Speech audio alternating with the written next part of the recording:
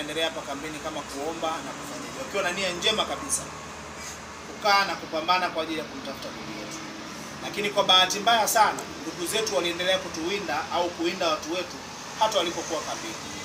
Imefanyika jaribio aidha ilikuwa la mauaji au la kuzuru watu kwa kumwaga sumu hapa ofisini. Tumemwaga sumu ambayo mpaka leo jeshi la polisi na ofisi ya mkemia mkuu wa serikali hawajatuletea majibu kwamba ni aina ya sumu gani. Lakini kulikuwa kuna sumu kali sana hapa ofisini. Lakini nawashukuru viongozi waliokuwepo wakati huo pamoja na jeshi la zimamoto, walifanya shughuli ya kumwaga maji maana kulikuwa kukaliki. Kwa hiyo ni mojawapo ya sababu ambazo zilipelekea kambi yetu tuweze kuivunja. Kwa sababu tuliwaza sisi kama viongozi pamoja na watu waliokuwepo kambini, kama hawa watu leo hii wameweza kumwaga sumu, sasa hivi wanaanza kufanya nini?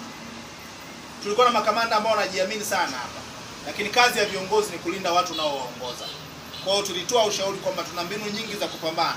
Ni kama leo mwenyekiti wetu Lissu yuko wapi? Gerezani Ukonga. Kazi za chama zimepoa.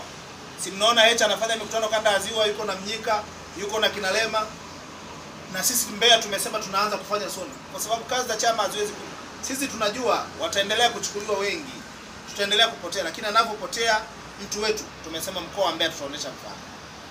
Tutapambana kwa namna yoyote ile kupigania maisha ya mwenzetu.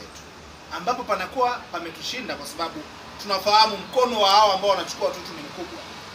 Tutakaposhindwa tutaishia hapo. Lakini mpaka sasa hivi tunaendelea bado na program hata za kuomba kwa ajili ya Mdude, na sisi Mungu wetu tunamwamini atajibu kwa wakati wake.